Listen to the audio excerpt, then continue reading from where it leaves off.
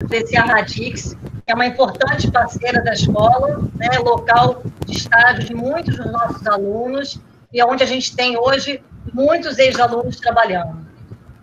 Agradeço também ao Flávio Valtz, diretor comercial, e a Daniela Galo, diretora de Gente e Gestão, pelo tempo e disponibilidade em compartilhar conhecimento conosco aqui hoje. A gente tem quase uma missão de nos mantermos próximos da Escola de Química.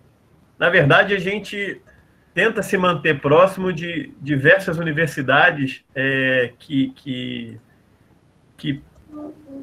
nos deram, né, grandes colaboradores, grandes funcionários, né? A gente tem muita história de estagiários que criaram uma carreira na Radix. A gente tem histórias bacanas, né? Para começar, por um dos nossos fundadores, né, o Flávio Guimarães, ele foi estagiário da Quentec em 91, começou lá atrás com o Geraldo, com o Xaxá, com o Rubião, e hoje ele é nosso presidente da Radix Estados Unidos, né? Então, não vou nem fazer as contas, mas é de 91 para cá, uma história do cara que foi estagiário e virou presidente da Radix nos Estados Unidos, né? Faz conta não, Flávio, por favor, que ele foi meu colega. Não começa com as contas, não. Não, ele foi meu colega, o Flávio, tá? Então vamos parar. Isso, e a gente hoje ganhou um prêmio Hoje não, em 2019 a gente ganhou um prêmio de empresa de destaque da Câmara de Comércio Brasil-Americana de Houston, como a empresa com maior crescimento, empresa estrangeira com maior crescimento em Houston, né, no Texas. Então, é muito bacana.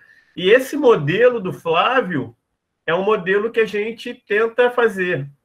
Começou muito forte, né?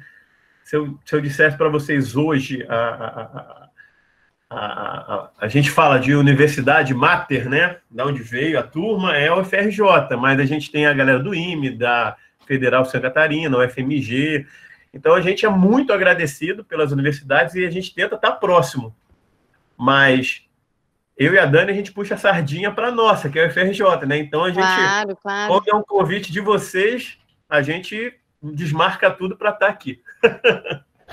Não, sem dúvida. Vocês têm um lugar especial no nosso coração, né? Então, para mim, assim, uma alegria, né, estar aqui falando para a escola aí, da minha escola de formação. Como o Flávio falou, né, eu também tive aí a alegria de começar como estagiária também. Sou da turma 92-1 da EQ, me formei em 96, fui estagiária e hoje, né, sou diretora de para a gente, de fato, é como se fosse uma missão, assim, uma forma da gente retribuir um pouco, né, para a universidade. Então, a gente está totalmente à disposição e podem contar com a gente. Então, vamos lá. Acho que falando um pouco, né, desse cenário, sem dúvida alguma, uma crise aí sem precedentes, aí, com impactos aí a nível mundial, né? A gente começou um ano de 2020 com um otimismo econômico grande. A gente passou um ano de 2019 que começou difícil, do segundo semestre para frente a gente já começou a crescer, já tinha sinais de crescimento na economia. A Radix veio crescendo depois do segundo semestre. E aí deparamos com essa crise, né? Então, assim, mas qual a mensagem que eu gostaria até de trazer aqui, né? De fato, nesse primeiro momento, a gente está falando de uma fase, sim, de sobrevivência, né? No sentido que as empresas elas estão tentando se adaptar a esse novo cenário. Então, a gente, assim, da noite para o dia, a gente teve que colocar a turma toda de home office, né? Para a gente isso nem foi tão difícil, porque somos uma empresa de tecnologia que já trabalhávamos muito de forma remota, mas a gente está falando aí de uma catálise. Acho que acho que a pandemia ela veio como um catalisador aí de uma série de transformações, e aí não é só a transformação digital,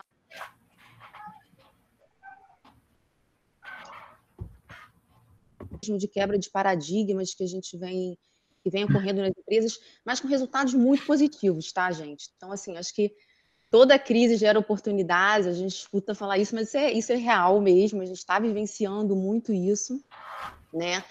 Então, a gente já está vendo, assim, cara, em poucos meses a gente está vendo uma transformação, até falando em transformação digital. A gente evoluiu em 2 meses, e que a gente, acho que nos últimos 4 anos, né, Então, assim, a pandemia, eu acho que ela removeu uma série de obstáculos que prendiam as empresas a trabalharem de uma forma muito tradicional, né?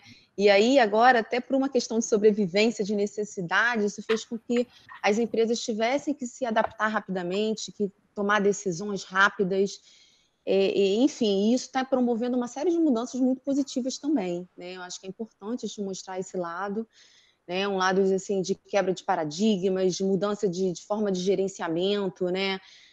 Até a forma de gestão, aquela coisa do comando e controle, de estar próximo, de cobrança. Agora a gente está falando muito mais em produtividade, em entregas, em resultados de fato. Então, independe de onde você trabalha, mas o que você entrega. A gente está vendo isso de uma forma muito positiva nas empresas, as empresas que estão conseguindo se adaptar. E aí eu já estou pegando um gancho muito para essa questão do mercado de trabalho, porque eu acho que a partir de agora, acho que a palavra da vez é justamente essa, né? É adaptação, né? Se reinventar o tempo todo, empresas e pessoas e profissionais. Cada vez mais as empresas vão precisar evoluir, se adaptar às mudanças que o cenário traz, e a gente vai precisar cada vez mais de pessoas, de profissionais que estejam dispostos a contribuir com essas evoluções, né? E aí a gente traz também um pouco esse novo cenário, né? Então, quando a gente é muito questionado, principalmente na área de RH, né? Como é que vai ser esse novo normal? Como que vai ser esse mercado de trabalho para contratação? E aí a gente acaba assim, tem um lado também de algumas áreas, né, que eu acho que não estão, algumas áreas que vão até despontar, a gente está vendo assim,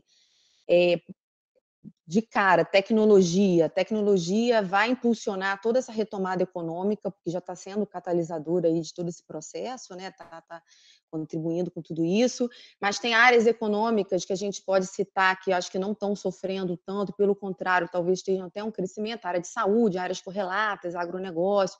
Acho que o Flávio vai falar mais um pouco disso, sobre o cenário econômico em si, mas quando a gente fala de perfil mesmo, né, de como as empresas vão olhar essas novas contratações, também tem esse novo olhar, né? Acho que a gente está falando aí em mudança também da forma de contratar, da forma de gerir. E aí, o que a gente vai buscar mais? É muito esse perfil do profissional que esteja disposto a evoluir com as empresas, né?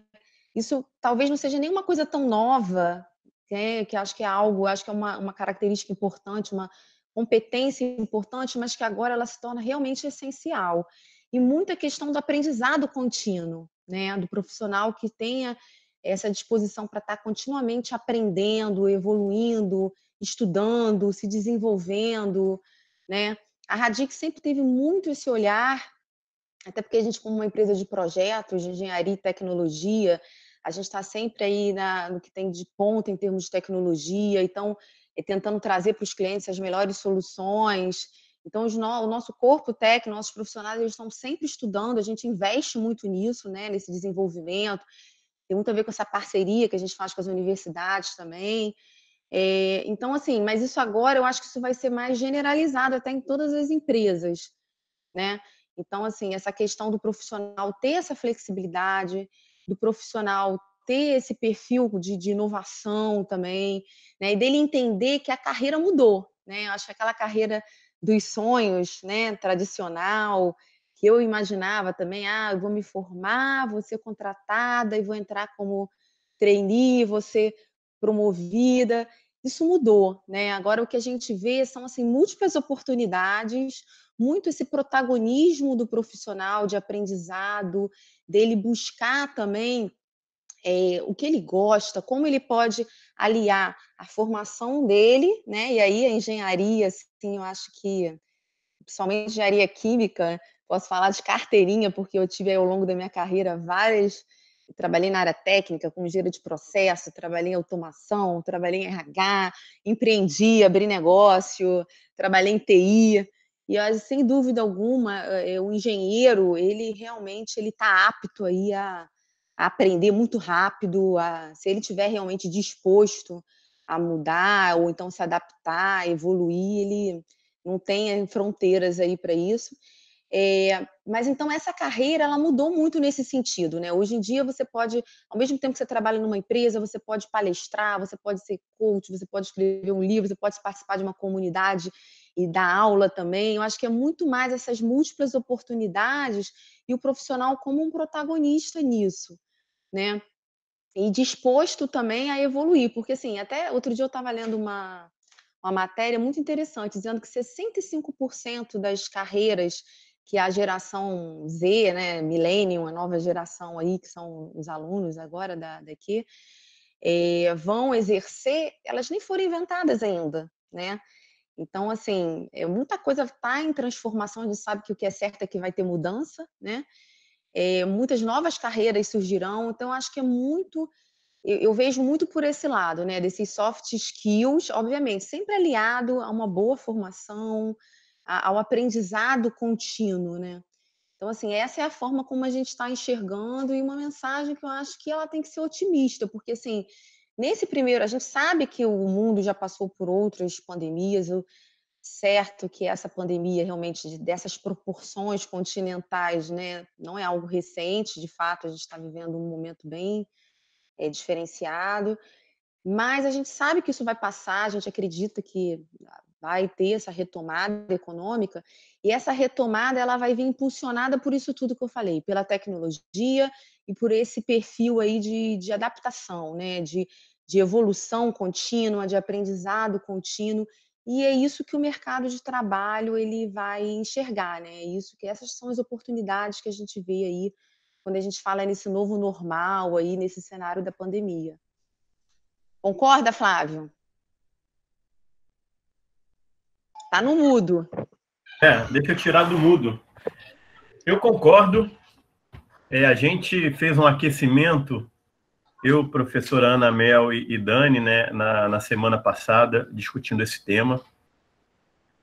A gente passou, tanto a Dani em 92.1, em 94.1, a gente se formou ali com 2 anos, ela em 96 ou em 98, a gente passou por um período que foi um período difícil de empregabilidade para o engenheiro químico.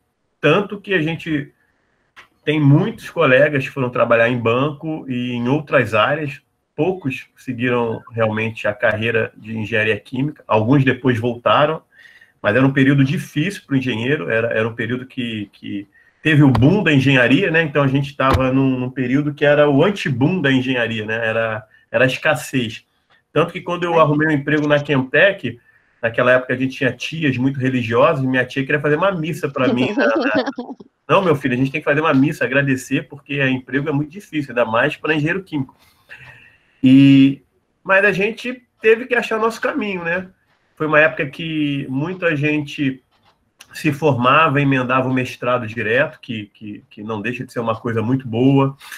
Outras pessoas faziam cursos de especialização na parte de automação, na parte de... Tinha um curso muito famoso na PUC, que era análise de sistemas, que era para a gente ter uma formação de especificação de sistemas, desenvolvimento de software. Então, eu lembro que na Chemtech muita gente ou ia fazer mestrado na escola, na COP, ou ia fazer análise de sistemas na PUC, né? A gente tem colegas aí que a gente lembra, tinha o Del, tinha o Marco Siciliano, o Paulinho, o Felipe Pereira, muitos fizeram esse curso na PUC.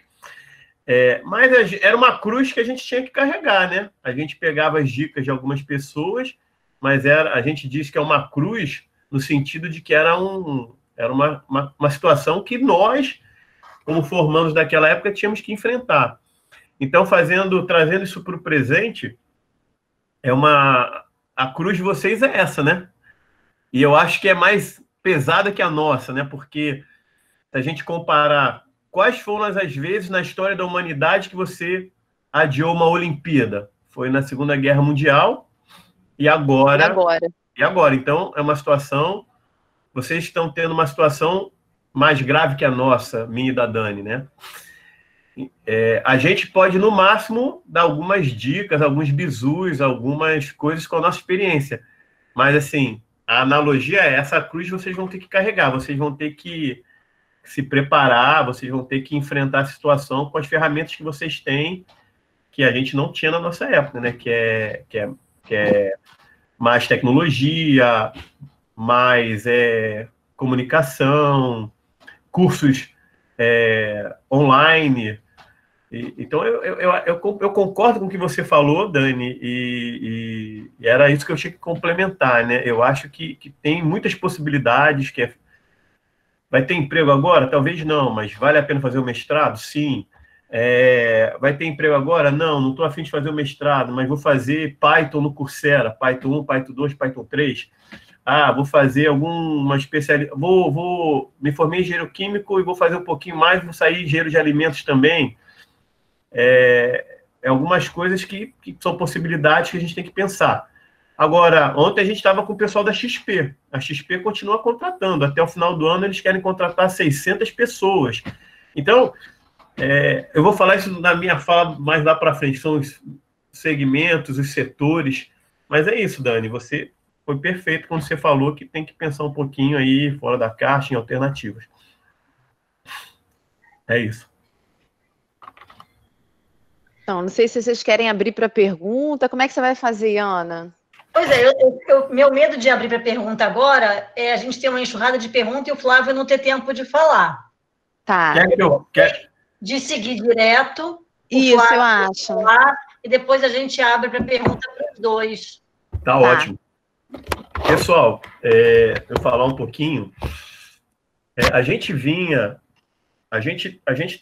numa situação diferente quando a gente compara o Brasil com os Estados Unidos, com a Europa, na parte econômica, né?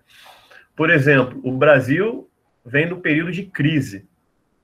A gente sabe disso porque a gente montou a Radix em 2010, a gente navegou um período bom, 2011, 2012, que era um período do boom do pré-sal, muitas contratações. 2013 ainda estava bom, aí começou a ter a crise da Petrobras, a crise do pré-sal, a crise da Lava Jato, o mercado industrial desacelerou, a gente começou a ter que pensar fora da caixa, abrir o escritório da Radix nos Estados Unidos, a gente montou uma área totalmente nova, que era a área de setor terciário para atender hospitais, varejo, bancos, e também montou uma área agro para atender o mercado agroindustrial. Eu não sei se vocês lembram, né? Mas, inclusive, a Rede Globo começou a falar que agro é pop, o Brasil começou a bater recordes de produção de grãos, de exportação de proteínas, frango, carne bovina, etc. Então, a gente se diversificou para manter a Radix viva. E de 2014, 2015, eu comecei a dar algumas palestras, a participar das aulas com o professor Fernando Pellegrini, com o Perlingeiro, e eu sempre falava muito disso, né? Que o engenheiro químico da UFRJ está se formando, ele tinha que olhar para outros setores, não só o setor de óleo e gás do Rio de Janeiro. Eu sei que a gente tem uma cultura de, o Rio de Janeiro, o carioca, ele tem muita dificuldade de sair do Rio, né? O mineiro, o cara do interior de São Paulo, o gaúcho, ele viaja muito mais.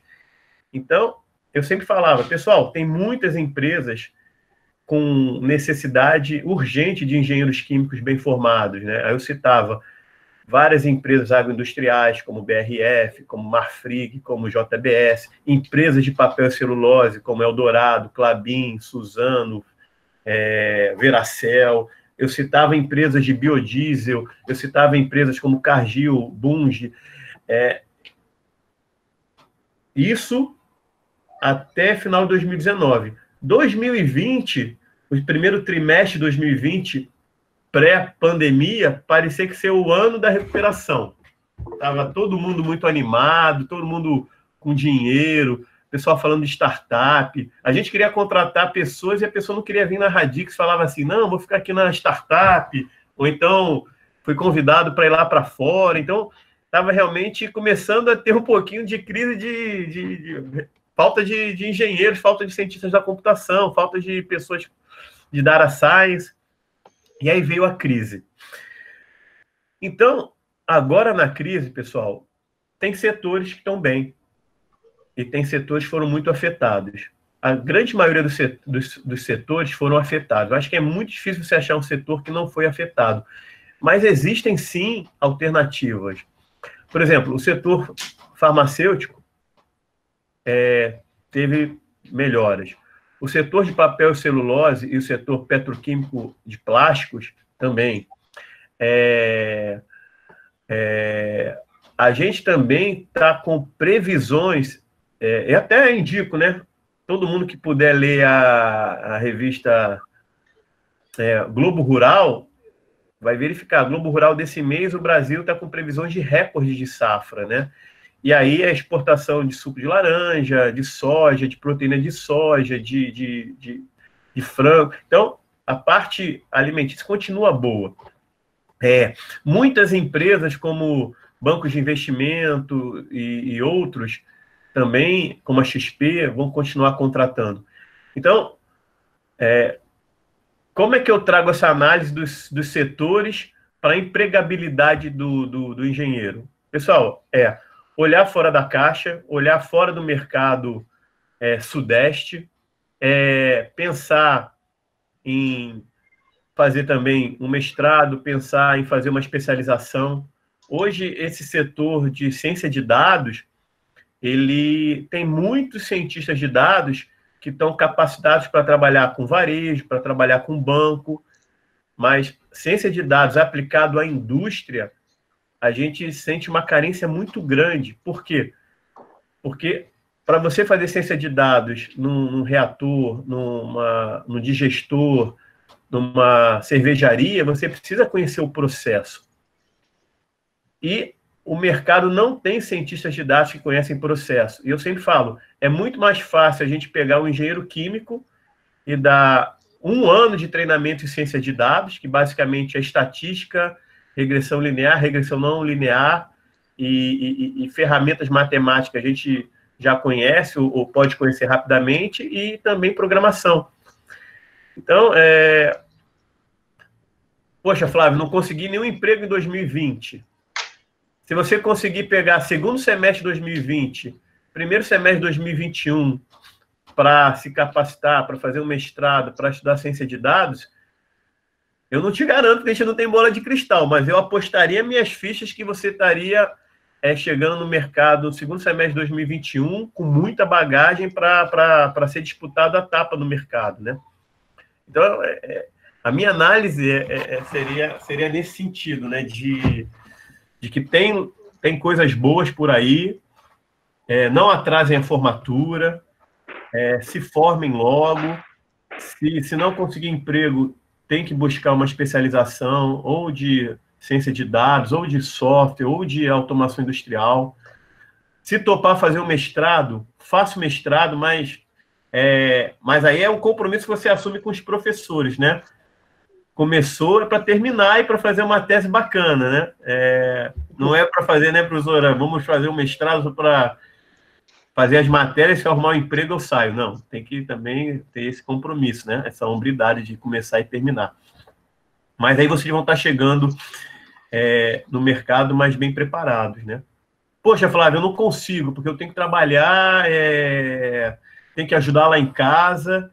E aí eu diria, então, vamos apontar os canhões para empresas que estão contratando, para setores, de repente, fora do Rio, setores que não foram tão afetados, e tentar buscar empregos nesses lugares, né?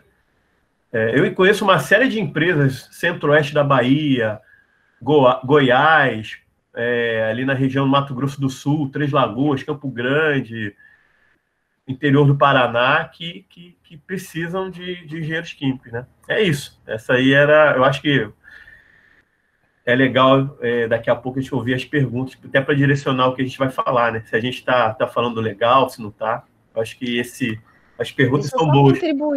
Só contribuir, concordo plenamente, assim, até chamar a atenção, a gente, por exemplo, atualmente na Radix, a gente tem demanda para cientistas de dados, né? Muita demanda. Hoje mesmo eu fiz uma reunião, a gente continua entrando em novos projetos, graças a Deus aí, nosso esforço aí da nossa área comercial aí, que o Waltz é o diretor, inclusive, Em ciência de dados, realmente, assim, e não só ciência de dados, acho que o engenheiro que conhece o processo e sabe usar a tecnologia para trazer soluções é o grande, né, grande lance aí, é realmente um perfil muito importante para a gente. A gente está com uma série de projetos de pesquisa e desenvolvimento, inteligência artificial, dados.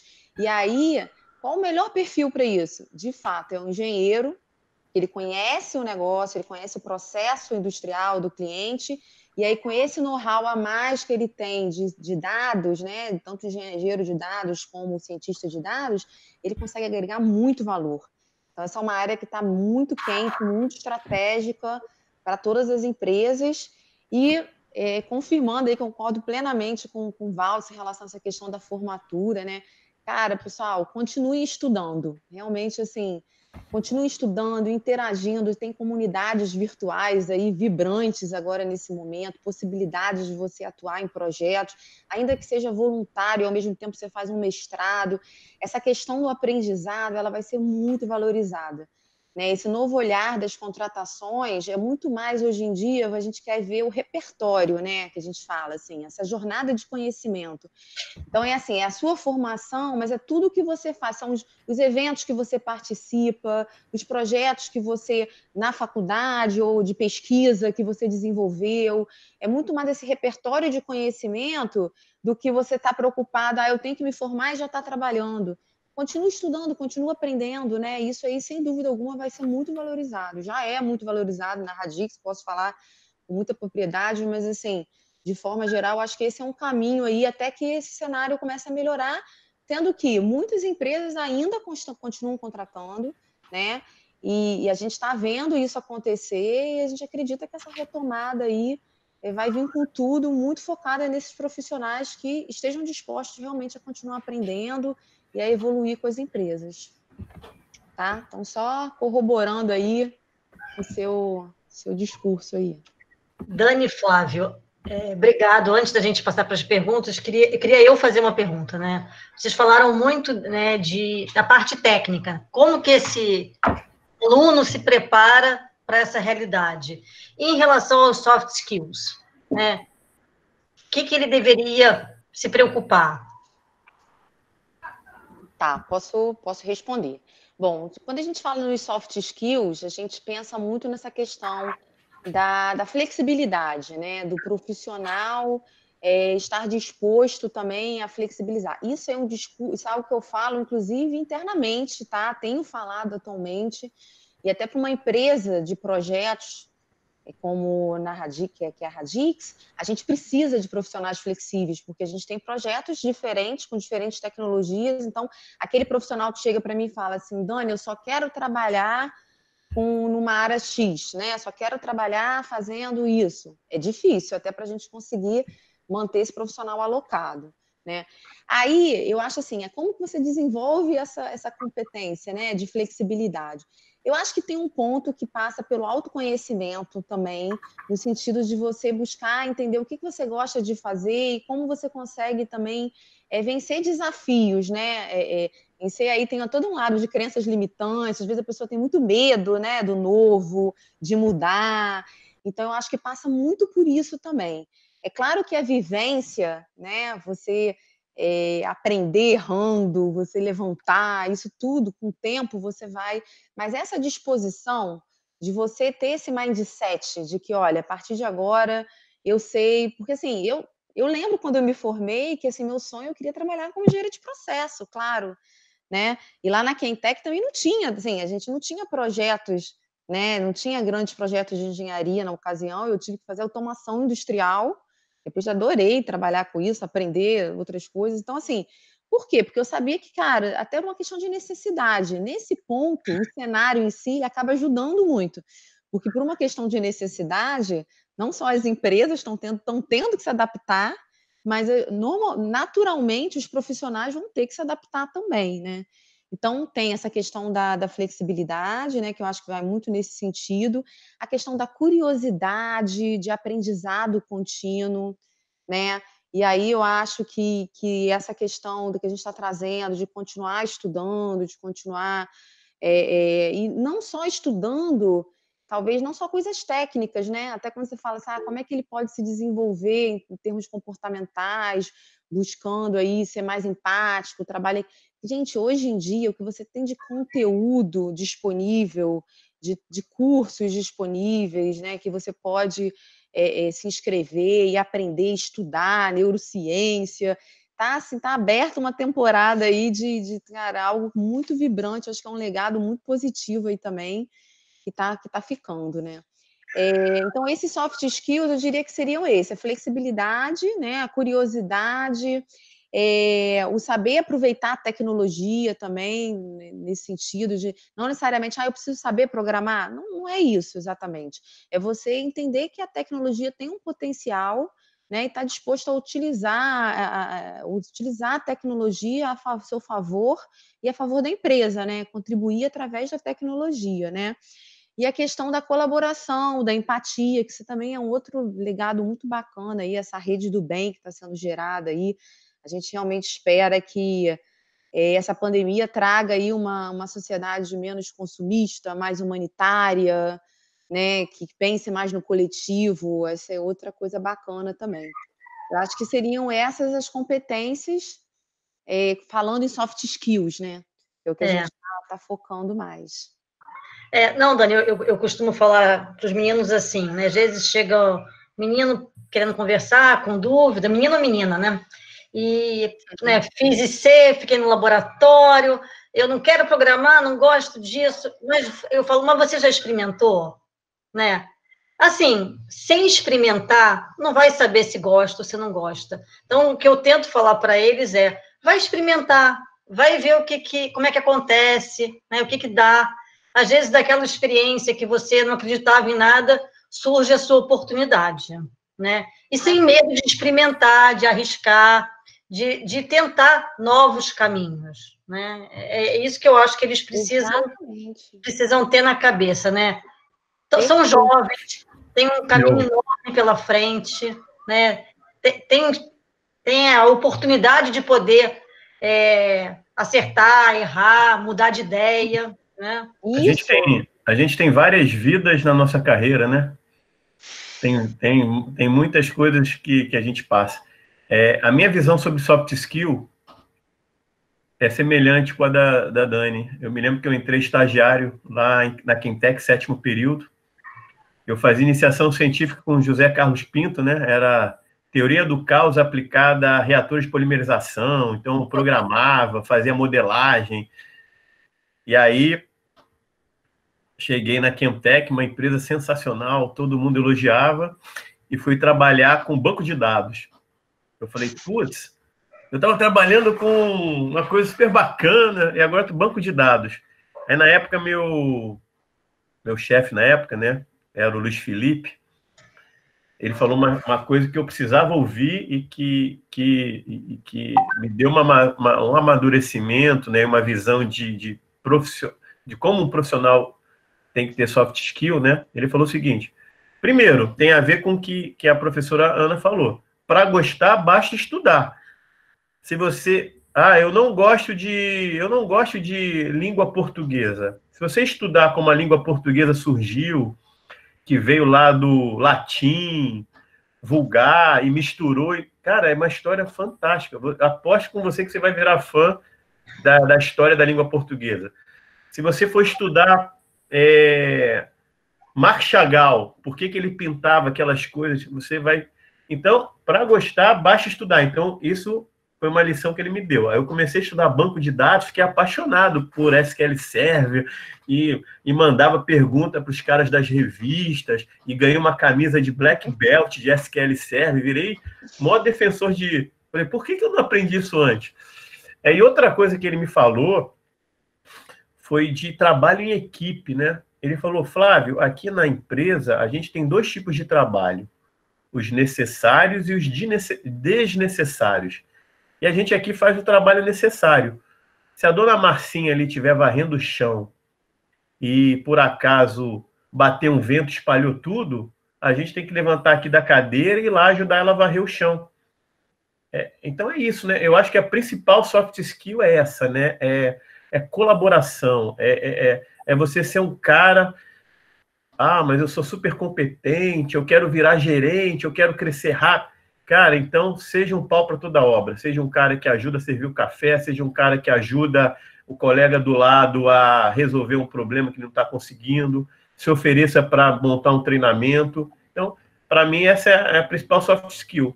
A gente ajuda a nossa esposa em casa, a gente ajuda a nossa mãe, isso, é espírito de colaboração, de ajudar o próximo, né? Isso para mim é fundamental. Se o cara já estrelinha desde o início, né, e não quer fazer A, não quer fazer B, é complicado. E isso é muito valorizado, tá, nas empresas. A gente lá na Radix, a gente valoriza demais esse profissional que está aberto a ajudar a gente no que, né, em iniciativas internas, está disposto mesmo, é você se colocar à disposição, né? Mesmo que você, é óbvio que a gente tenta sempre conciliar, eu também cuido da parte de operações, né, de alocações nos projetos. Então, a gente tem, sim, um olhar para os skills dos profissionais, tentando casar o interesse de carreira com a alocação, mas isso nem sempre é possível, né? E muitas das vezes a gente tem que adaptar isso, né? Tem que flexibilizar, e aí a gente valoriza demais o profissional que tem esse perfil. E até complementando um pouco o que a Ana falou, que eu concordo muito, que é essa questão do erro, né? Às vezes a gente tem muito medo de errar, né? No Brasil, principalmente, as pessoas têm medo, acham que é um fracasso, não quer ser fracassado, né? Por exemplo, eu estava vendo outro dia, no Vale do Silício, é um fator, é um indicador de que você está quase pronto para ter sucesso, você já ter fracassado, né? A gente precisa mudar muito isso, né? Eu mesma já passei por vários momentos diferentes na minha carreira, tomei decisões, né? E depois eu levantei, vi que não era aquilo que eu queria e mudei, e o caminho vai se abrindo. Eu acredito muito que quando a gente dá o nosso melhor, né?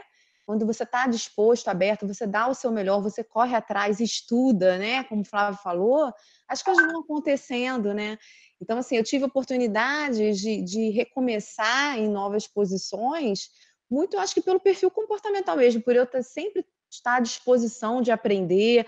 Não tem problema, dou um passo atrás, vou aprender, vou estudar isso. Estudei NEQ, entendeu? Se eu vou para caramba, passei pelo professor Mac, então vou passar por esse desafio, né? Acho que é muito a gente ter esse perfil mesmo. Isso é muito valorizado, Ana. Isso é muito valorizado no mercado. É difícil. Eu acho que é isso, Dani. Eu acho que assim, a gente tem que seguir o coração, né? Apareceu uma oportunidade, tem que fazer uma escolha, você faz uma análise naquela hora, a decisão que você tomou é a melhor decisão que você poderia ter tomado. Depois, olha para frente, não adianta ficar olhando para trás, porque naquele momento, aquela decisão foi baseada nos dados que você tinha, né? Então, é daí para frente, e aí vamos experimentando, vamos amadurecendo, né? Que são com essas experiências que a gente amadurece e se torna o profissional que a Dani e o Flávio são hoje, né? Claro que eles tiveram uma bagagem bastante bacana lá na EQ, né? Dos fundamentos, ralaram muito, perceberam que a casca era grossa, que eles podiam muito, né? Mas foram todas as experiências, né? Aquelas muito felizes e outras nem tantas, né? Que fazem deles hoje, né? Esses profissionais que eu falo de sucesso, por quê? Porque eles estão felizes, a gente vê os dois com um sorriso no rosto. Profissional de sucesso é quem? É o cara que está realizado, que está feliz, que está no trabalho, né, fazendo o que ele gosta. Eu falo assim, eu também tive uma trajetória um tanto quanto diferente, né, do que a gente vê dentre os meus colegas, né, mas eu fui fazendo as escolhas buscando o quê? Ter esse sorriso no rosto, estar feliz, né, eu estou muito feliz hoje na escola de Química, né, podendo contribuir com o que eu acredito. E eu acho que é isso que o aluno tem que buscar, o caminho que vai deixar ele feliz, né? Eu acho que agora a gente podia passar para as perguntas dos meninos, né? Não sei se já tem alguma coisa no chat, vou olhar aqui. Ana. Fala, Fábio. Lembrando que está sendo gravado, tá? Então, se alguém quiser falar, depois tem que autorizar a divulgação da imagem. Tá, mas a gente pode escrever aqui a pergunta e eu posso ler também, se não quiser falar. Sim. Tá? Você tem alguma pergunta, Fábio? Acho que os alunos estão tímidos. Senão eu vou encomendar, vou olhar os nomes aqui e vou pedir a pergunta do aluno, que eu conheço muito nome aqui. Isso é bom. Christian vai se preparando que eu quero uma tua. Essa tática é muito boa. Eu uso também. Faz uma pergunta aí, você. Tá? Não, na sala de aula a gente faz, né? Tá gostando mesmo? Tá mais ou menos? Deles, né? Aninha, professor Falabella, posso falar? Claro, professor. Você fala Bela. Falabella está sendo gravado. Uma honra dele aqui com a Pois é, gente. eu autorizo a minha voz, não a minha imagem, porque eu estou muito velho e muito feio hoje em dia. Se eu fosse uma moça bonita assim igual a vocês, né, eu autorizava. Mas agora não dá para autorizar a imagem, não, entendeu? Bom, eu botei um comentário aí escrito, que eu acho que uma coisa que o Flávio disse é uma verdade absoluta e eu sempre me prendo a isso, tá? Tem uma frase do Goethe que diz assim, eu vou dizer em alemão, depois eu vou traduzir. Wir sind gewohnt, dass die Menschen verhöhnen, was sie nicht verstehen. Ou seja, estamos habituados a ver que os homens criticam aquilo que eles não entendem. Então, eu acho que a colocação do Flávio foi perfeita. Na verdade, quanto mais a gente sabe de alguma coisa, mais a gente passa a apreciar. Isso é parte da vida. Quer dizer, não só para a parte, digamos, de arte ou coisa assim, que é uma verdade, mas também para o nosso dia a dia. Eu também tenho uma carreira um pouco diferente, né? Porque eu entrei primeiro na universidade, não vou dizer há quantos anos, mas enfim, há mais de 40 anos, né? E depois eu fui para a Petrobras e consegui trabalhar numa coisa que é um pouco diferente daquilo que vocês fazem, mas eu fazia do poço ao posto, ou seja, eu ia para o laboratório, testava novas rotas, ia para a planta piloto, trabalhava com scale-up, modelagem de scale-up e tudo, e depois eu ia para a fábrica. É um processo extremamente gratificante, eu falei no dia na FCC, tá? Mas tem gente que não gosta. Então, é o que a Aninha Mel falou, essa menina que é sempre tão gentil, né? Eu sou fã da Aninha Mel, tá? Então, não posso falar não, que eu vou ficar enchendo a bola dela. Mas, enfim, é isso, tá? As pessoas são... Cada um tem que buscar o seu caminho, tá? E há muitos caminhos possíveis. E a engenharia química é provavelmente uma das profissões que mais nos presenteia com possibilidades, né? Nós temos muitas possibilidades de atuação. Eu me lembro, na minha turma, teve gente que foi para economia e virou referência na área econômica, tá? Teve gente que foi trabalhar em processo, enfim, tem muita possibilidade, muita possibilidade. Então, primeiro, quero aproveitar para parabenizar aí o pessoal que falou, né? E realmente concordar com algumas coisas que foram ditas e dizer que eu estou muito contente de estar ouvindo essa apresentação de vocês. Obrigada, professor. Eu falo, Bela, eu sou seu fã desde a época de primeiro e segundo período e adorava quando a gente tinha as peças de teatro também, além de todas as suas aulas. Então, vou ficar aqui como se fosse fã mesmo, né? A palavra, eu acho que mais próxima é fã. Não só de você, mas de vários outros professores aí que eu tive a oportunidade de ser aluno. Obrigado, querido. Ele é inesquecível. Eu fui aluna, né? Mas, enfim. Então, eu tenho já um monte de perguntas aqui. Vou começar, tá? Obrigada, professor. O Christian perguntou o seguinte: como definir um planejamento estratégico dado os novos cenários? O que era médio prazo continua médio prazo?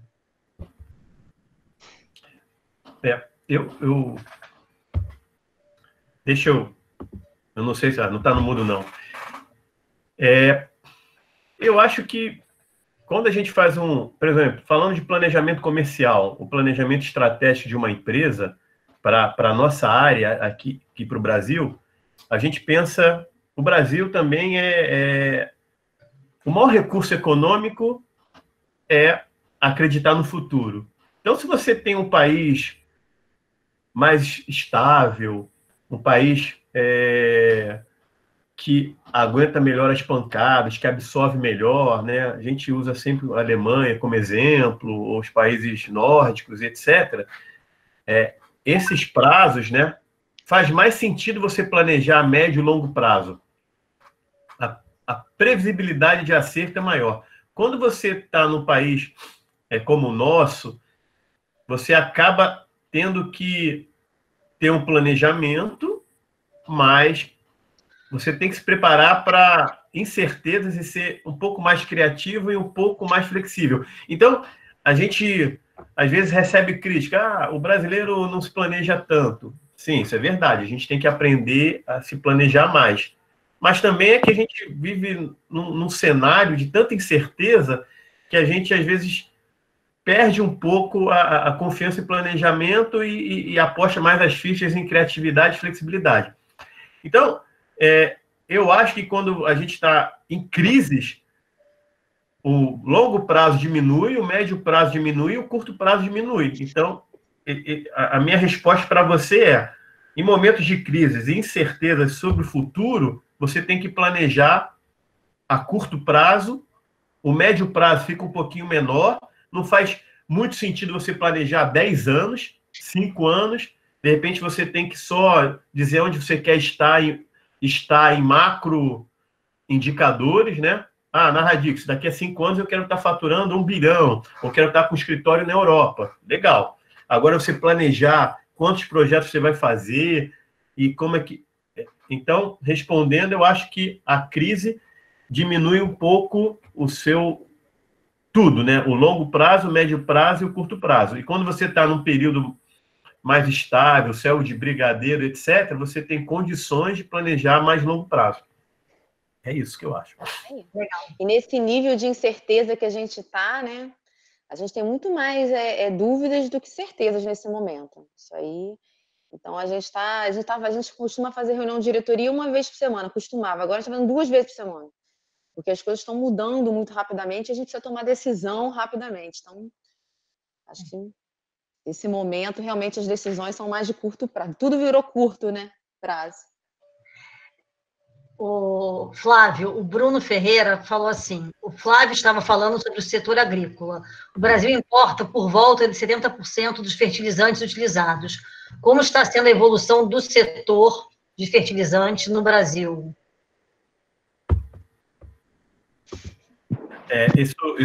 Eu tive a oportunidade de cursar a cadeira de fertilizantes. Na época, o professor Paulo César, a gente chamava de Paulinho Paiacan. Eu não sei se vocês lembram. Mas é uma pergunta muito interessante porque chega a ser realmente um paradigma. A gente é o maior produtor de alimentos do mundo e a gente depende de importação de fertilizantes, né? NPKs. As empresas líderes no Brasil são empresas estrangeiras. A gente teve, acho que 2013, 2014, uma iniciativa do BNDES, até liderado pelo nosso colega Felipe Pereira e pelo pessoal lá de Química do BNDES, que era tentar incentivar o setor químico estratégico, né? Um deles era o de fertilizantes. O setor de fertilizantes é liderado pela Ehringer, pela Yara e por outras empresas internacionais, né? Eu não vejo muitas, infelizmente, eu não vejo iniciativas da gente ter um movimento estratégico para fortalecer a área de fertilizante. Mas, em contrapartida, eu vejo uma iniciativa muito boa de aumentar a produtividade por hectare no Brasil. Então, a gente vem caminhando, por exemplo, para a parte de soja, de aumentar a tonelada de soja por hectare, quase dobrou nos últimos 10 anos, né? Então, isso também é muito bom. Na área de florestal, por exemplo, produção de eucalipto, as nossas árvores crescem em 6 e 7 anos. Se você compara com os Estados Unidos, que usa PIN, e Europa, lá já são quase 20, 30 anos, né? Então, a gente, por estudos genéticos de grandes universidades como Viçosa, a USP, Exalc e a Embrapa, a gente conseguiu melhorar a genética. Então, assim, fertilizantes eu não estou vendo muito movimento. A gente vai continuar aí, pelo menos, nos próximos 10 anos, dependendo de importação. Porém, eu vejo movimentos compensatórios na parte de aumento de produtividade por hectare, não só da soja, mas de outras outros tipos de cultura, e também vejo, por exemplo, a liderança absoluta no eucalipto e na nossa genética que o Brasil está crescendo muito nisso, né? É isso. Obrigado, Flávio. O Marcelo perguntou se tem, em relação à programação, se tem alguma linguagem que se destacaria na opinião de vocês. Se ele tivesse que escolher alguma linguagem para aprender, se teria alguma? Olha, a maior demanda de linguagem na Radix, dos projetos da Radix, é .NET, Java, JavaScript e as linguagens mobile, né? React Native, que é o híbrido. Mas ainda é forte .NET e Java. Python, temos Python também, mas o .NET ainda tem mais projeto em .NET. Né? Complementando, essa pergunta eu recebo bastante quando eu dou as aulas, Ana. Eu sei. A Dani, é isso aí, a gente usa mais .NET, a gente usa mais Java, muitas linguagens mobile, né? iOS, Android. Mas, Flávio... Só tem uma linguagem hoje que é uma linguagem fácil de aprender, é uma linguagem que tem bastante biblioteca, que eu citaria o Python, né? E quando você aprende uma linguagem, aprender as outras é mais fácil. Isso que eu acho. Você tem que começar a entender o que é if, then, else, né? Que é o if, o then e o else. E aprender aqueles loops, e aprender a pensar um pouquinho com essa cabeça de lógica digital, né? 0 ou 1. Depois que você aprendeu isso, as outras são mais fáceis, né? Então, eu diria assim, vamos tentar o Python e as outras você vai correr atrás com mais facilidade depois. É isso aí. Eu acho que, assim, esse aprendizado, né, a gente dá lá um chute inicial para eles quando eles chegam, né? E aí é a vontade do aluno mesmo de procurar esse conhecimento e ir tentando se desenvolver, se capacitar nisso, né? Uma coisa que eu gosto muito também, só para complementar, é o SQL. É a linguagem para você extrair dados de uma base de dados, que é o select, aí você diz os campos, from, você diz as tabelas, where, você diz as cláusulas, order by, e aí, se o cara sabe SQL, hoje eu achei que o SQL morreu, o SQL ressuscitou, né, com esse negócio de data science, então o SQL também é bem legal. O Daniel tem uma dúvida aqui para você também, Flávio. Você comentou sobre diversas empresas industriais que precisam de pessoas que trabalham com ciência de dados e possuam conhecimento de processos, mas apontou empresas do norte do Paraná, enfim, em lugares distantes. Existem essas empresas nas grandes cidades? É possível trilhar esse caminho e permanecer no Rio?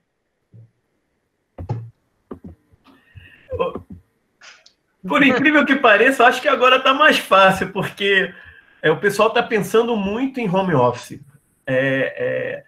A gente ontem estava com a turma da XP e outras empresas, e a XP, por exemplo, estendeu home office até o final do ano. A gente tem visto movimentos parecidos com Facebook, Google. Por que eu estou falando dessas empresas? Porque são as empresas que têm anunciado nas revistas, né? Então, se a pergunta fosse... ano passado, eu ia falar, cara, é muito complicado, né? Porque quem se faz presente, quem está viajando, quem está lá, acaba sendo lembrado, né? Mas hoje, com home office, eu acredito que vai chegar uma situação que a pessoa vai ser contratada, de repente vai ficar 1, 2 anos pegando a cultura da empresa, aprendendo, e depois de ganhar uma certa confiança, vai falar, agora você pode trabalhar flex office ou home office, aí você vai poder escolher morar onde você quiser. Eu acho que o novo normal vai caminhar para isso. Mas se a resposta fosse até 2019, eu ia falar, cara, muito difícil. Você tem que viajar. Mas tem várias empresas também, gente, em São Paulo, Rio. A gente mesmo tem projetos como empresas como a Raizen, a Ipiranga... vários outros projetos. Então, você pode trabalhar numa empresa de projetos, de consultoria de projetos como a Radix, né? Que aí você está numa empresa no Rio ou em São Paulo trabalhando para projetos no Brasil todo. Ou você pode, e tem também nessas grandes cidades, São Paulo, Belo Horizonte, tem outras empresas. Essa questão dos dados, acho que a sociedade está meio viciada em dados, podemos dizer assim, né? Tudo agora são dados. Então, acho que isso vai crescer muito para todo tipo de empresa, né? Não só também para indústrias, tá? Até para outros tipos de empresas também, né? O que eu acho que é legal da viagem é que vai formando uma base de experiência, né? Crescimento, né, Flávio? Mesmo que você, vou trabalhar na Petrobras, consegui trabalhar na Petrobras no Sempre, aqui pertinho. É legal, né, você ter uma experiência nas refinarias, nas plataformas, vai formando experiência, né? É isso. Vou mudar um pouquinho aqui o foco da pergunta, tá? O Christian, que perguntou planejamento estratégico, agora ele está perguntando o seguinte: sabemos que a retração econômica já é uma realidade. Então, como manter o caixa de uma empresa com uma possível redução dos projetos sem dispensar funcionários?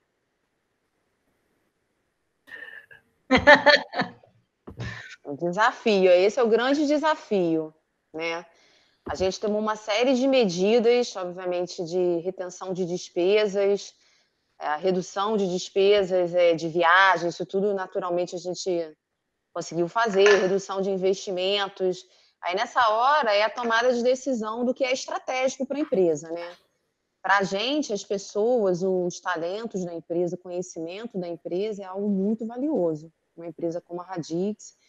Então, a gente tem feito um esforço diário, temos sido incansáveis nessa tarefa, mas é uma tarefa muito árdua, de fato. Você consegue, no primeiro momento, fechar a válvula, reduzindo muita despesa, né?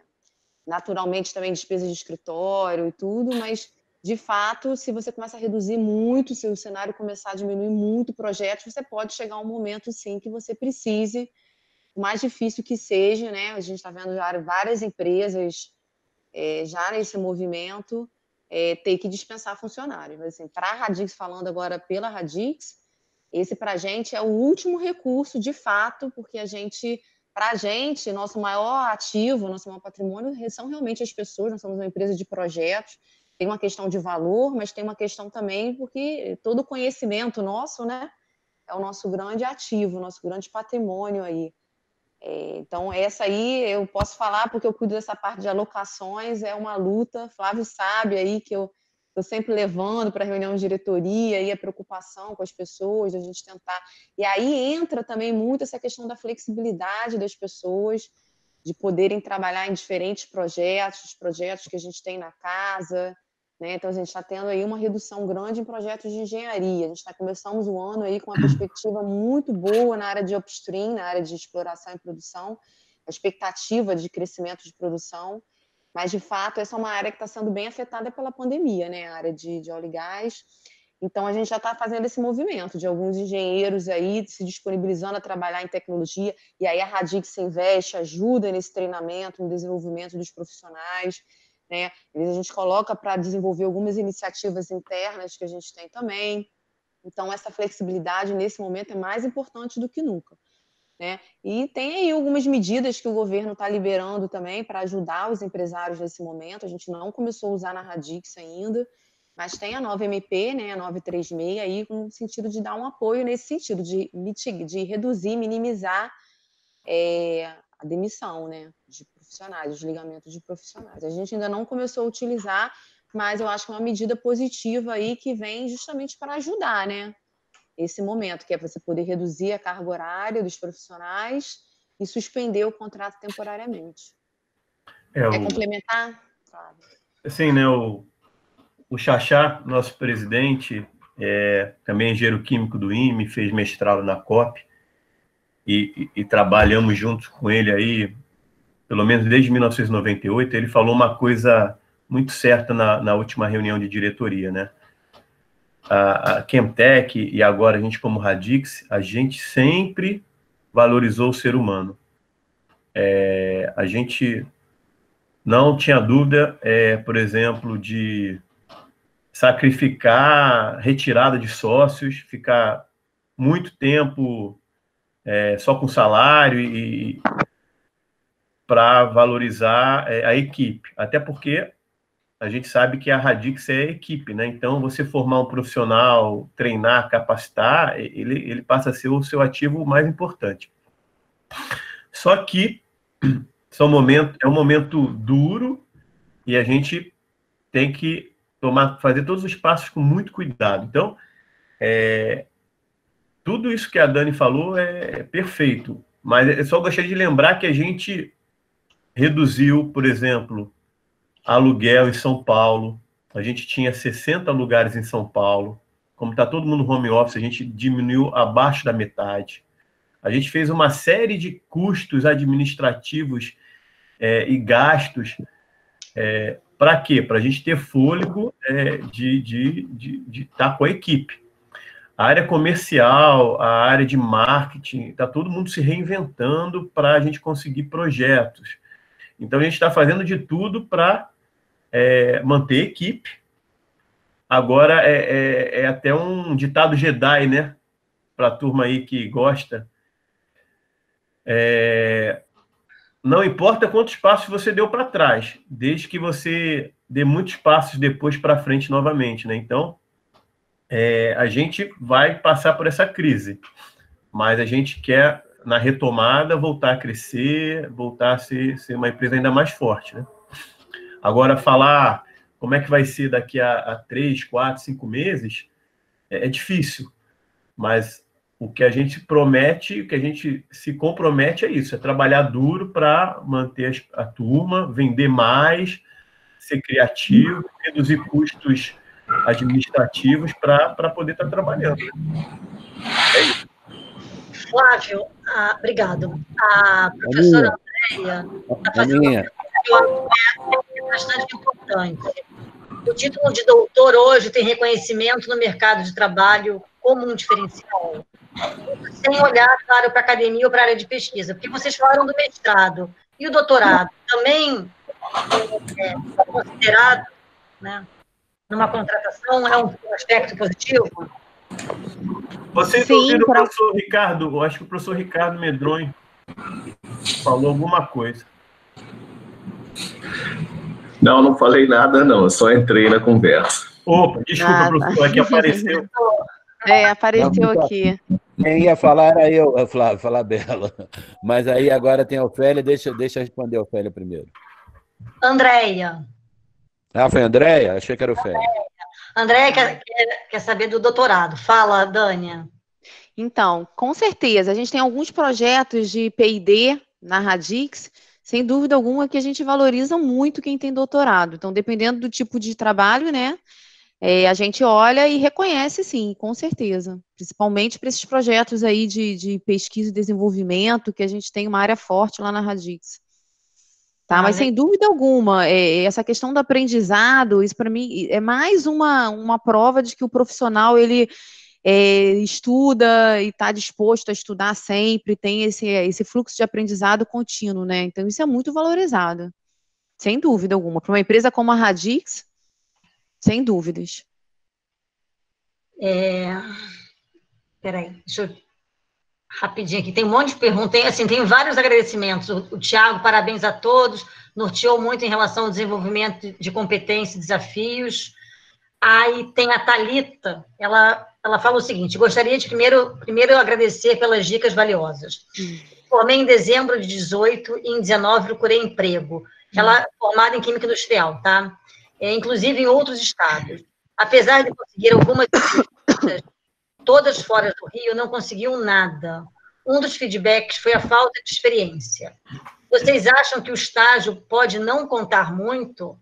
Vocês acham que um curso mais voltado para a área poderia compensar isso? Olha, eu acho o seguinte, que, de fato, acho que você tem que estar sempre estudando, repetindo isso, né? A falta do estágio, ela pode ser compensada com um aprendizado contínuo que você tem através de participação em iniciação científica, em pesquisas, em cursos que você faça, especialização. né? Essa questão da experiência, assim, acho que ainda existem algumas empresas que ainda pensam um pouco dentro da caixa, né? Se preocupam com que o profissional já venha meio pronto do mercado. Isso não é a realidade para a Radix, eu acho que isso, graças a Deus, está mudando muito a cabeça dos RHs e das empresas. A Radix e a Quentec, que eu também fui ex-Quentec e cheguei a ser também a responsável pelo RH da Quentec, a gente sempre pensou fora da caixa nesse sentido, entendeu? A gente acredita que essa parte técnica a gente consegue desenvolver, né? Você consegue desenvolver o profissional, consegue dar oportunidades para as pessoas, que é muito mais esse perfil comportamental, ter uma boa formação, isso para a gente sempre foi muito importante, né? Acho que é a base, até para você ter esse aprendizado, aprender facilmente, rápido, e muito esse perfil, né? Essa questão dos valores, essa questão do perfil comportamental, os soft skills, que são muito valorizados, né?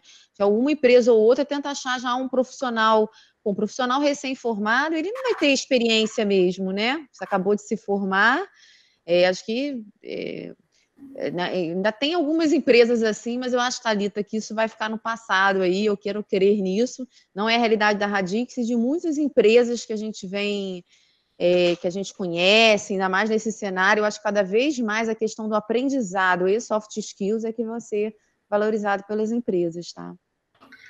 Dani, você sabe que a gente tem um curso noturno, né? A gente tem engenharia química e química industrial hoje noturno. Então, a Mariana Vertulli pergunta assim: muitos alunos trabalham na área de química como técnicos e estudam ao mesmo tempo, geralmente à noite. Eles acabam não tendo uma experiência de estágio em engenharia na indústria, pois acabam fazendo estágio nos laboratórios da própria universidade.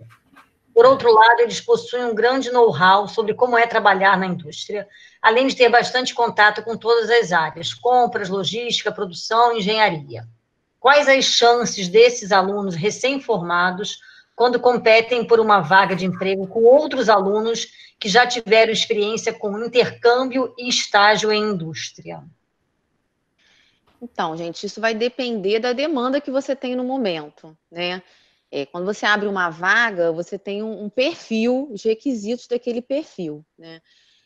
Normalmente, uma vaga de um profissional recém-formado, né, não tem como requisito uma experiência específica, é muito mais o soft skill, a capacidade de aprendizagem e a formação, tá? Normalmente, para profissionais já mais sêniores, especialistas, aí sim a gente busca um profissional com aquela experiência específica, tá? Então, assim, respondendo a pergunta dela, se for uma oportunidade para uma pessoa que está começando a carreira, eu acho que a gente lá na Radix, né, e o RH que eu acredito, né, eu tenho uma formação diferente aí, mas tem vários RHs agora que têm esse olhar mais para o negócio, que sempre foi o RH da Quentec e agora da Radix, a gente olha muito mais de novo, né? Eu acho que foi o que você falou, você tem uma vivência de laboratório, de indústria, que te capacita e que vai trazer um conhecimento para a empresa muito bacana também. Então, isso vai ser valorizado. Não vai ter mas ela não fez estágio, mas olha o que ela fez, olha o aprendizado que ela teve, olha a contribuição que pode ser trazido para a empresa, né? É óbvio que depende muito da vaga, mas quando a gente fala de vagas de recém-formados, é muito mais isso, essa questão da jornada do conhecimento, da capacidade de aprendizado, do que a experiência específica. Então, não vejo uma diferenciação, tá? Vai não, só porque fez estágio, tem que ter feito estágio antes. Não vejo isso. Ah, legal, Dani. Eu concordo, são as experiências, né, as vivências. Exatamente. Né? E a gente faz entrevista por competência, né? Justamente para você ver o que a pessoa pode, pela vivência dela, o que é que ela tem de competência para agregar. Se ela trabalhou como técnico, ou se ela estagiou, cada uma vai ter, né, vivido experiências diferentes. E, em função das demandas de vocês vão identificar qual daqueles candidatos parece fazer mais sentido. E eu acredito que para uma vaga, por exemplo, industrial, na Vale, na Braskem, na Ambev, ele vai dar preferência para quem teve experiência na indústria, né? Com certeza. Então, você perde numa entrevista e ganha em outra, né? Eu acho que é isso aí. Tem umas perguntas aqui. A Luana Souza perguntou quais empresas dentro do Rio de Janeiro. O pessoal está muito preso no Rio, né, Flávio? Tem se desenvolvido nesse cenário atual para os engenheiros químicos e para os engenheiros na área de nanotecnologia. Não sei se essa pergunta está muito específica. Olha, a gente vê a Oi é no Rio, a Vale é no Rio, a Ipiranga, a gente tem a Petrobras, a gente tem a CSN, a gente tem a Votorantim lá em Resende, a Ambev tem fábricas em Campo Grande, Piraí, Cachoeira de Macacu, a gente tem a própria Sotrec, a gente tem, enfim, a gente tem empresas que estão no Rio e apostam no Rio, a própria Radix, a Visagio, que sempre concorre conosco em Great Place to Work. Assim, só que você olhando também em outros lugares, você vai achar mais possibilidades, né? É só isso que... Eu sou carioca, né? Eu tô em São Paulo, até por uma missão da Radix importante, mas eu sou doido para voltar para o Rio também, né? Então, eu sei que a Sinochem, que é uma empresa chinesa, né, dona da ChemChina, a gente tem colegas trabalhando na Sinochem. Então, a gente tem a Equinor, que é a antiga Statoil da Noruega, que é aqui. A gente tem pessoal da Chevron também. Então, a gente tem muitas empresas ainda no Rio, né? Só que a área de óleo e gás, né, agora no momento está bem complicada, né, Flávia? Sim, sim, perfeito. Tá complicada, sim. Tava parecendo que ia voltar aos pouquinhos, né? Mas complicou. Agora, de nanotecnologia, olha que legal, a gente hoje é associado à BVCap. Então, depois que quiserem, eu passo os contatos. A gente tem um amigo, que é o Fernando Silva, que ele hoje é o gestor do Criatec 2, Crescera Investimentos. Eles hoje colocaram dinheiro como venture capital numa empresa de nanotecnologia, que ela trabalha com sais de prata. Ela cria uma película de sais de prata em superfícies. Então, por exemplo, a Tramontina é cliente dessa empresa. O sal de prata, nessa forma nano, ele é ele mata micróbios, né? Eu acho que é microbicida. E agora ele está olha só que bacana, ele está se associando a empresas fabricantes de brinquedos, de máscaras plásticas, para fazer máscaras para o Covid com essa película, né? Então, assim, eu conheço um pouquinho esse caso. Tem outro caso que procurou a Radix para fazer o projeto conceitual de nanotecnologia. Tem que dar uma estudada, cara. Eu acho que se você der uma Google, né? Der uma estudada, procurar aí em uma semana, 2 semanas, e você vai achar vários outros exemplos sobre nanotecnologia. Eu achei esse aí que trabalha com sais de prata bem interessante, né? Porque tá agora ganhando mercado por causa do Covid. Legal. Dani, tem uma pergunta que eu acho que é bem legal para você. A Laís perguntou o seguinte: gostaria de saber um pouco mais sobre a sua trajetória profissional, especialmente em relação às mudanças de áreas de atuação que você citou. Como é que foi essa decisão de atuar em RH, né? Uma engenheira química que foi para RH. Laís, olha só, não é só ela, não. A gente teve ano passado da Nortec, a RH da Nortec também engenheira química, tá? Então, acontece. Fala aí, Dani. Então, eu comecei minha carreira, né, na Chemtech. Na verdade, fiz um outro estágio, depois fiz estágio na Chemtech, trabalhava na área técnica também, automação industrial. Depois cheguei a trabalhar na White Martins também durante muito tempo. Aí eu fui engenheira de processo, eu gostava muito de trabalhar na área técnica, né? Só que assim, ao longo da minha carreira, sempre nas avaliações de desempenho, né, sempre ficou assim muito claro esse skill de comunicação, de gostar de lidar com pessoas, né? A gente tinha aquela questão da carreira em Y, então desde nova já tinham identificado que eu teria que não seria um perfil de especialista, né, mas um perfil aí mais de liderança, né, de gestão. E, enfim, na verdade, assim, o convite para RH foi muito nesse sentido, né? Eu estava, na verdade, voltando para o Rio, eu morei um tempo em São Paulo com a minha família, e quando eu voltei para o Rio, eu queria voltar para a Quentec, porque eu saí da Quentec nesse meio tempo, né? Fui trabalhar na White Martins, e sempre tive o sonho que um dia eu vou voltar para a Quentec. Aí, quando eu estava voltando para o Rio, eu liguei, na época, para a Denise, e a Quentec era uma empresa, né, que desde o início, ela demorou muito para formar, de fato, formatar uma área de RH. Sempre houve a preocupação com as pessoas, essa questão da liderança, de gestão de pessoas, era tudo compartilhado entre os líderes da empresa e não tinha uma área de RH. Em 2008, que foi justamente o ano que eu estava voltando para o Rio, a gente resolveu, né, o pessoal da Quentec resolveu criar uma área de RH. E aí a Denise, que acho que a professora Ana conhece também, né? Pois é. Ela ia ser a diretora de RH, né?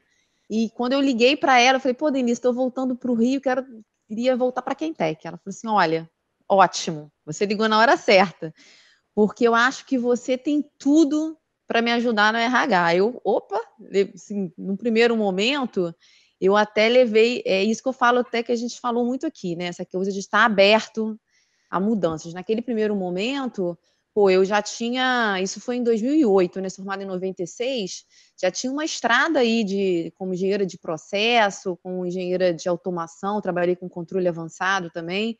Eu falei assim, gente, será que isso vai rolar? Aí eu falei para ela, eu vou tentar.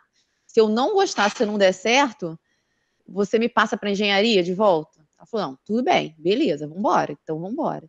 E aí, gente, foi assim, realmente uma mudança muito bacana para mim, foi um aprendizado, porque assim, também foi muito legal porque a gente estruturou um RH do zero, né?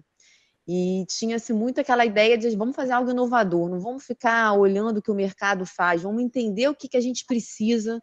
E aí eu entendia muito bem, né, como engenheira também, ter participado de vários projetos, e a Denise também, engenheira química. E aí a gente fez algo muito bacana, que foi bem diferenciado, a gente ganhou uma série de prêmios de melhor RH no Brasil, a empresa que já estava no hall das melhores para se trabalhar continuou, a gente ganhou o prêmio na América Latina. Foi um divisor de águas na minha carreira, sim, porque eu me identifiquei muito com essa área de lidar com pessoas, né? Eu gosto muito de lidar com pessoas, gestão de pessoas, mas assim, muito também porque a gente pôde estruturar as coisas, né? Aquela coisa de um RH totalmente inovador, né? Voltado para o negócio, entendendo a realidade do negócio, fazendo acontecer. Mas depois disso, eu até tive a oportunidade de voltar para a engenharia, cheguei a voltar para a engenharia na própria Quentec, para estruturar, a gente era totalmente projetizado, e com os grandes projetos de engenharia, né, falando aí em 2008, 2012, né, Renest, Comperj, a gente percebeu a necessidade de mudar a estrutura de projetizada para matricial. Então, a gente criou as disciplinas de engenharia, né? E aí eu mudei, na época a Siemens assumiu o RH, porque a Siemens comprou a Quentec, e eu preferi também, pivotei mais uma vez a minha carreira, né? Como o pessoal de tecnologia fala, pivotei e voltei para a engenharia, como gerente geral de engenharia, para estruturar a matricial, cuidar de gestão do conhecimento, cuidar de gestão de pessoas, né? E aí voltei para a engenharia. Quando foi em 2014, com a crise, a nova crise aí que a gente teve na engenharia, no mercado, no Brasil como um todo, os projetos já foram suspensos, eu tomei a decisão de sair e de empreender. Tinha aí um sonho, queria arriscar, queria ver como era abrir um negócio, e resolvi abrir esse negócio também. Foram anos muito difíceis, foi um grande aprendizado, 3 anos como empresária no ramo alimentício. E aí foi então mas aí eu percebi que realmente o que eu gostava de fazer era gestão de pessoas, gestão de empresas, eu senti muita falta do ambiente corporativo de empresa, e aí foi quando eu voltei para a Radix, né? Tive a oportunidade aí, era o que tinha também, era trabalhar com TI, nunca tinha trabalhado com desenvolvimento de software e TI, né? recebi o convite do Paulinho, o Paulinho falou, Dani, olha só, eu tô precisando de uma pessoa como você. Eu falei, mas pô, porque eu preciso de uma gerente de projetos sênior de projeto de desenvolvimento de software. Eu falei, Paulinho, eu nunca trabalhei com software, não tem problema não, eu te conheço, você vai conseguir resolver esse problema. Pode vir que você vai resolver. Então, assim, eu acho que é muito disso, né, de você estar aberto. Aí eu, de novo, também falei, pô, vamos ver se vai rolar. Aí deu super certo, aí fiquei 1 ano gerenciando a equipe de tecnologia lá na Radix, foi muito bacana, e aí até que chegou aí em 2019, quando o Xaxá me convidou novamente, né, mas como sempre como gestora de pessoas, depois que eu passei pelo RH, gestora de equipe, gestão de equipes, de processo, né, de projeto também, e aí ele me convidou para assumir a parte de operações da Radix, né, que é toda a parte de alocações estratégicas, essa questão da gente fazer a melhor alocação aí no skill das pessoas, nos projetos, otimizar, e gestão do conhecimento, e depois agora também absorvi o RH como um todo, né. Então, assim, foram as oportunidades que foram surgindo, né, resumindo a pergunta, surgiram as oportunidades que estavam alinhadas também com com o que eu gosto de fazer, né, eu não tive medo, né, de arriscar, fui em frente, né, algumas vezes, como por exemplo a decisão de empreender, não foi uma decisão que hoje em dia eu considero que não foi a melhor decisão, mas também acho que a decisão errada é aquela que você não toma, então tomei, aprendi, né? Aprendi, levantei e sinceramente, voltei para o mercado mais forte, assim. Lembro quando eu assumi a carteira de projetos de tecnologia, acho que essa questão do cuidado com as finanças do projeto, né? Às vezes a gente, como engenheiro, a gente às vezes foca muito, quer desenvolver o melhor projeto, que eu acho que é importante também, mas se olhar também para o lado financeiro, isso foi um grande aprendizado como empresária, essa questão financeira dos projetos, de custos. Mas eu sempre gostei muito de lidar com pessoas, as oportunidades foram surgindo e eu fui abraçando, né? Fui abraçando as oportunidades. E hoje eu estou muito feliz aí nessa missão com a Radix, né? E aí foi isso. Para a gente, né? A Dani ter virado nossa diretora de gente, né? Gestão e gente, né? Eu sempre eu mudei gente e gestão, gente e gestão, que é o RH, né? É fantástico, a gente está muito feliz. Recebo feedback da turma toda. Assim, é legal, a Dani, ela já tem uma história de projeto, ela já teve ali sofrendo pressão, ela já passou pelo que a turma passou, então ela consegue tratar os problemas com exemplo também, né? Não é só o cargo, é o exemplo e o histórico dela, então isso dá mais confiança para a nossa turma, né? Porque ela já passou pelo que a turma passa, por aquelas dúvidas, então é muito legal. Eu acho que, não é puxando a sardinha para o engenheiro químico, né? Mas eu acho que é uma combinação muito boa, o diretor de RH, engenheiro químico, como o professor Falabella falou, né? É uma profissão, é um curso que dá muitas possibilidades, né? É legal, muito bom. Tem 2 perguntas mais, mas eu lembro que o professor Falabella queria falar, não sei se ele ainda está aí. Vou fazer as perguntas, tá? A primeira é do Daniel. Conhecimento, estudar, sem dúvida, é muito importante. Como é possível demonstrar esse conhecimento adquiridos num currículo? O quão você valoriza cursos em um currículo? E a presença de um GitHub? Tá. Vamos lá. O currículo é importante, mas assim, isso aí acho que é fácil encontrar hoje em dia aí formatos de currículos simplificados. É mais assim um direcionador, né? Porque de fato, por exemplo, quando a gente fala em soft skills, a gente identifica numa boa entrevista por competências, não tem jeito. Entrevistar a capacidade do entrevistador de conseguir identificar as competências através da vivência da pessoa, né? Então, acho que vai ser muito mais do que o CV, eu acho que é o repertório, né? Como a gente tem falado atualmente, no sentido de que o que você tem de experiência de vida, quais são os eventos que você frequenta, o que você estudou, como que você se posiciona perante os desafios. né? Aí tem toda a formação, sim, os cursos são importantes, a formação é importante, né? Então, assim, o currículo é importante ele ser bem escrito para ele direcionar, né?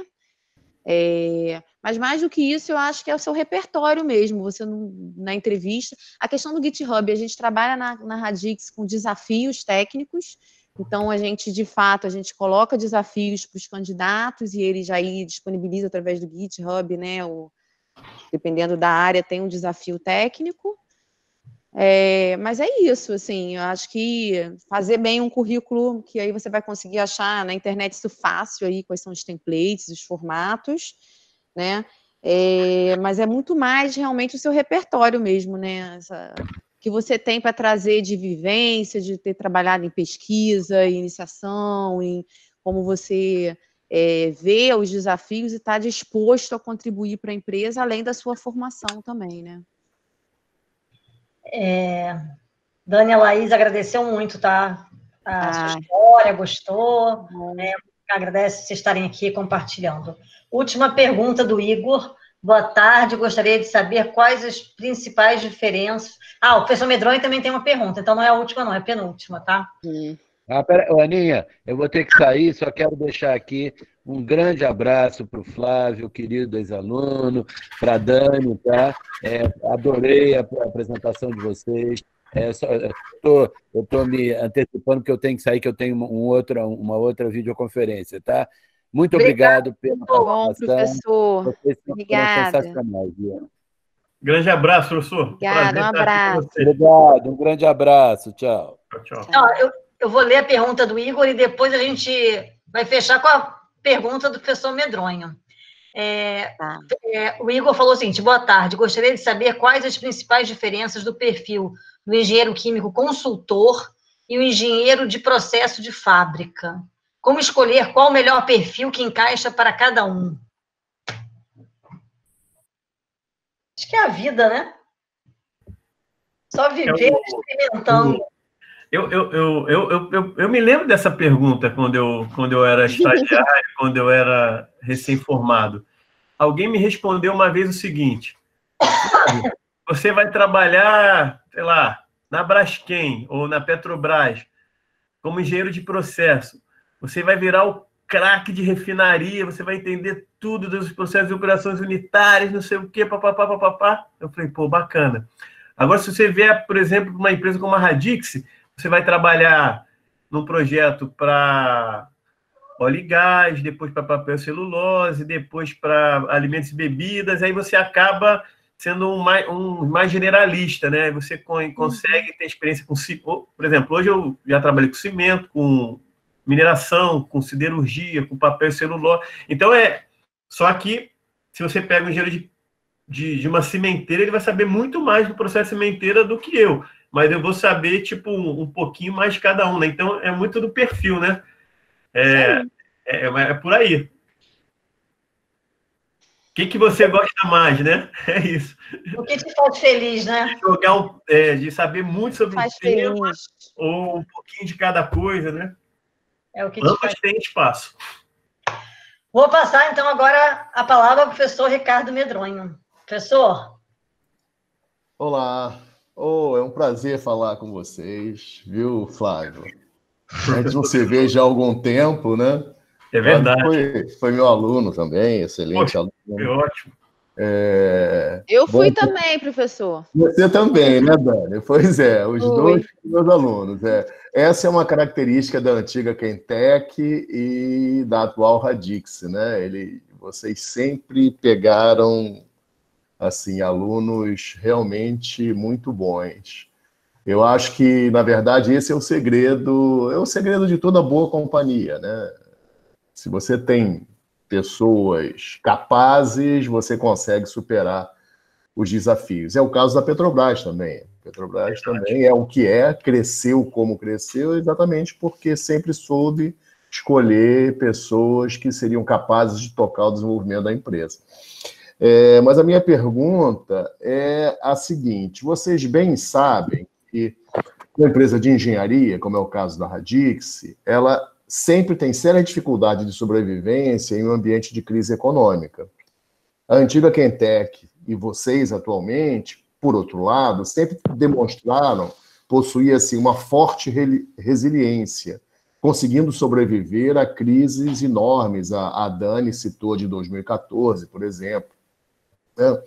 Agora, entretanto, a crise econômica que a gente prevê, a crise que se avizinha, talvez seja a pior pela qual o Brasil já passou. Então, a minha pergunta é a seguinte: como é que vocês acreditam que a Radix conseguirá se adequar a essa enorme crise? Né? As pessoas estão falando que esse ano vai ser entre 5% e 7% a queda do PIB, que no ano que vem vai ser mais ou menos a metade disso. Agora, como é que vocês... E uma empresa como a Radix depende, né, de projetos.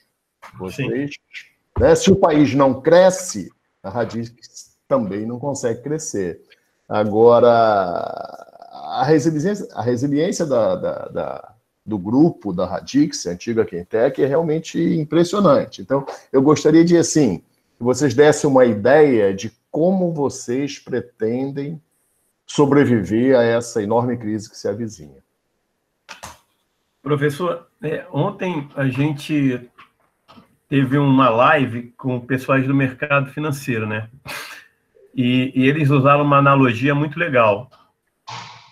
Por exemplo, se a gente tem um transatlântico, né, e identificou um iceberg, é muito difícil fazer uma curva de 180 graus, né? Provavelmente você vai bater. Aí, com essa analogia, eles começaram a falar, por exemplo, de empresas de varejo, que eram empresas que apostavam muito em lojas e não tinham um e-commerce forte. E aí essas empresas, muito provavelmente, vão quebrar. A gente, ao longo aí da história da Radix, a gente começou a Radix no mercado, um boom do pré-sal, né? No início, acho que eu cheguei a comentar, a gente pegou o projeto das replicantes, estava realmente uma época muito boa, e a gente começou a apanhar. Foi uma crise depois da outra, né? Crise do petróleo, pré-sal, lava-jato, e a gente começou a se preocupar muito em colocar os ovinhos em várias cestas diferentes. Então, a gente começou a diversificar, indo para agro, indo para papel e celulose, indo para o setor terciário, óleo e gás. A gente fez um movimento muito interessante que foi ir para os Estados Unidos. Hoje, através dos Estados Unidos, a gente está conseguindo ir para a Europa, projetos no Sudeste Asiático. Então, eu acho que, além desse segredo, né, de ter bons profissionais, de estar sempre próximo da universidade, eu acho que uma coisa que a gente sempre aprendeu desde a época de Quentec e Radix foi diversificar ao máximo, porque a gente veio apanhando, né? Se a gente fosse só uma empresa de óleo e gás, a gente já tinha quebrado. Se a gente fosse só uma empresa de papel e celulose, a gente já tinha quebrado. Tanto que a gente hoje é questionado por americanos, né? Poxa, mas como assim vocês trabalham com diversos segmentos, trabalham com banco, trabalham com healthcare, trabalham... Aí eu falei, poxa, cara, no Brasil, você não pode ter uma empresa de tijolo refratário para forno de cimento Portland. Nos Estados Unidos você até sobrevive, mas no Brasil você não tem... a gente no Brasil tem que apostar em atacar vários cenários. Então, eu acho que essa é a resiliência. Eu acredito que a gente vai passar por essa crise, sim, porque a gente tem conseguido vender projetos nos Estados Unidos, a alta do dólar está ajudando a gente bastante. A gente tem clientes que pararam, por exemplo, clientes de óleo e gás, mas a gente tem clientes que estão indo muito bem em papel celulose. Então, é mais ou menos por aí, professor. É como se a gente tivesse com o nosso transatlântico um pouquinho mais veiaco, né? Um pouquinho mais um jogo de cintura pelas pancadas que a gente foi apanhando, né?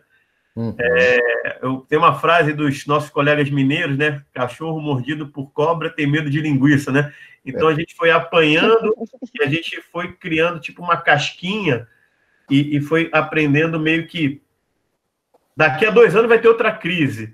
Então a gente foi virando meio que um camelinho ou que é a figura, né? O pessoal diz que as empresas resilientes é a nova vibe, né? Não é mais unicórnio, é camelo ou cabra montês, né? Que vai pulando, vai... Então, a gente, sem querer, a gente foi virando um camelinho, né? Uma cabrinha que vai escalando. Então, eu acho que é muito isso. Foi meio que, devido às diversas crises, a gente foi criando uma musculatura para agora a gente conseguir enfrentar um pouquinho melhor. Pode ser que a gente não sabe o futuro, pode ser que a gente se ferre lá em 2021, mas eu acho que a gente tem essa resiliência por ter tido que se virar nos 30, né? Legal, muito bom. É isso aí. Se reinventar sempre, né? E aí a gente já começa aí com uma vantagem competitiva, porque de fato é a nossa história, né? Sempre foi se reinventar. Isso eu percebi claramente na crise lá de 2014, que a Radix, eu comecei a ver os projetos da Radix e assim, não tinha nada a ver com óleo e gás, né? Vocês começaram a correr para buscar outras oportunidades, e essa realmente é uma estratégia, bom, é vencedora, né? Então, vocês estão a aí. gente já está se preparando para essa retomada, a gente já está estudando quais os mercados, né, Flávio, que tendem a despontar, e a gente já está direcionando a turma, treinando as pessoas. Eu acho que é isso, a gente está buscando se reinventar, olhando para o cenário econômico, né? E buscando aí, capacitando o time, já pensando já em mudar a estratégia comercial, tudo para a gente conseguir sair dessa. A gente tem um perfil de pessoas que gostam disso, né? A gente está navegando uma onda, e aí depois muda para outra, e aí aquela onda antiga volta, né? Então a gente... Agora é transformação digital, daqui a pouco pode ser outra coisa. Já foi CFD, já foi automação industrial, já foi controle avançado. Então, a ideia é estar sempre com uma empresa que trabalha com a tecnologia próximo da universidade para ajudar os desafios das indústrias, né? Muito bom. Então, da mesma forma que agora, quando está em vacas gordas, né? Está todo mundo querendo produzir. Quando é crise, o pessoal quer otimizar e melhorar o processo. Então, a gente consegue trabalhar na crise e na época de vacas gordas. Tá certo. Obrigado. Falou, professor. Muito bom, gente. Acho que agora está na hora de eu agradecer vocês por todo esse tempo, por essa conversa bacana, leve, né, que a gente teve aqui. E o professor Eduardo Mack está aí, não sei se quer dar alguma palavra, Mack. Bem, olha, eu só vou novamente agradecer ao Flávio e à Daniele. Foi muito bom escutar vocês e eu diria que ficaram duas palavras importantes para que as pessoas pensem, e mesmo a Escola de Química pensa, quer dizer, não é só pessoal e sim institucional, que são as palavras reinventar, que nós escutamos bastante, e uma palavra que escutamos lá no comecinho, mas que eu acho muito importante, que é comprometimento. Então, ficam essas duas palavras que eu achei bastante importante ter escutado nessa conversa, e agradecer toda a experiência que vocês passaram, não só para nós, mas para os nossos alunos. Um abração.